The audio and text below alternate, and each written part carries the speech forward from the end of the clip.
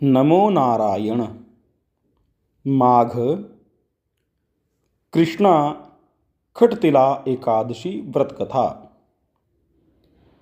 दालभ्य ऋषि ने पुलस्त्य मुनि से पूछा कि मृत्युलोक में आकर मनुष्य अनेक पाप करता है, प्राय धन को चुराता है, दूसरों को कष्ट देता है। ऐसा करने पर भी वे नरक में ना जाए। हे भगवान,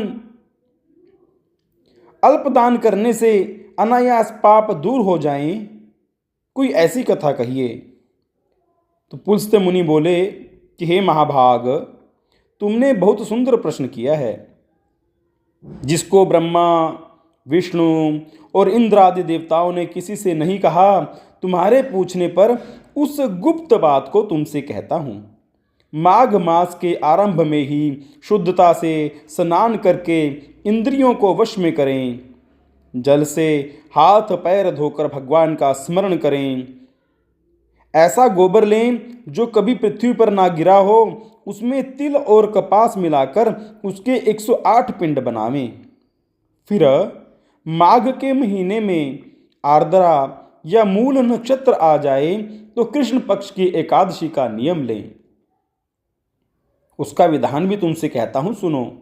स्नान करके पवित्र होकर कीर्तन करते हुए एकादशी का उपवास करें, रात्रि जागरण करें और गोबर के बने हुए 108 पिंडों से हवन करें।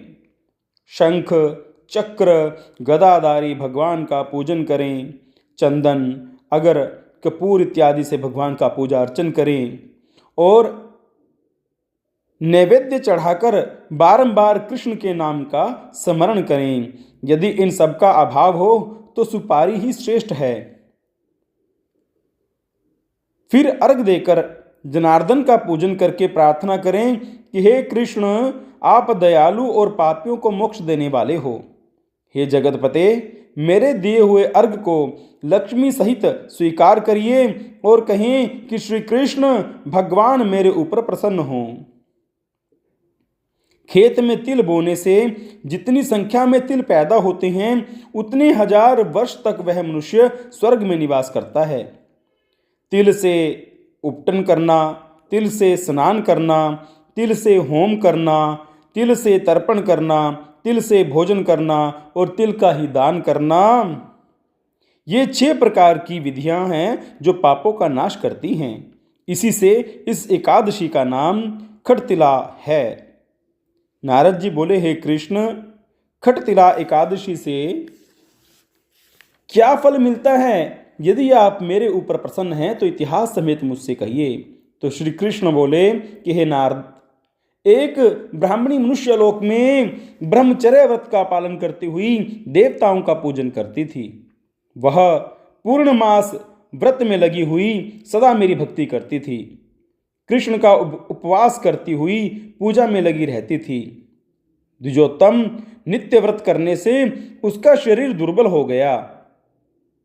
फिर बहुत दिनों के बाद मैंने मन में विचार किया कि इसने कभी अन्न का दान नहीं किया जिससे कि सबकी तृप्ति होती है। उसकी जांच करने के लिए मैं स्वयं मनुष्य लोक में गया।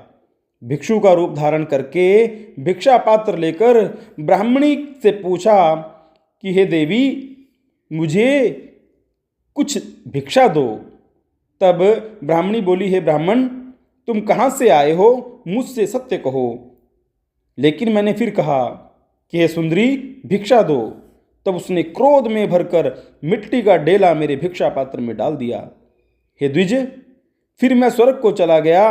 वहां महाव्रत करने वाली ब्राह्मणी भी व्रत के प्रभाव से देह समेत स्वर्ग में पहुंच गई। मिट्टी के पिंड दान करने से उसे एक सुंदर घर मिला, परंतु उस घर में अन्न और धन नहीं था। हे विप्र ऋषि, जो उसने प्रवेश किया तो वहां कुछ नहीं देखा।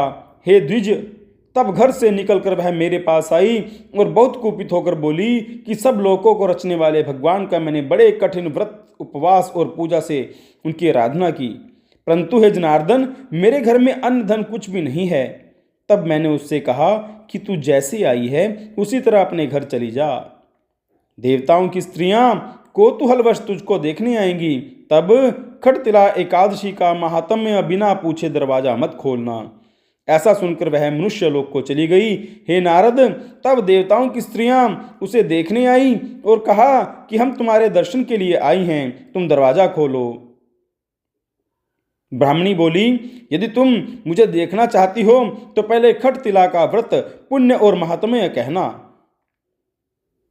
उनमें से एक ने महात्म्य सुना दिया और कहा कि हे ब्राह्मणी, दरवाजा खोल दो, तुझको देखना हमारे लिए सौभाग्य की बात है। उसने दरवाजा खोल दिया। उन सब ने ब्राह्मणी को देख लिया। देवियों के उपदेश से सत्य पर चलने वाली उस ब्राह्मणी ने मुक्ति को देने वाली खटतिला का व्रत किया। तब वह ब्राह्मणी क्षण भर में रूपवती और कांति युक्त हो गई और उसके यहाँ धन धान्य वस्त्र स्वर्ण चांदी ये सब हो गया। विधि पूर्वक किया हुआ दान सब पापों का नाश करता है। हे मुनि उत्तम, इससे शरीर में थकावट अनर्थ कष्ट नहीं होता है। खटतिला एकादशी के दिन भगवान श्री कृष्ण की पेठे, नारियल, सीताफल, सुपारी आदि से पूजा करनी चाहिए। इस दिन तिल का आहार लेना चाहिए और तिलों का ही दान करना चाहिए। बोले श्री कृष्ण कन्हैया लाल की।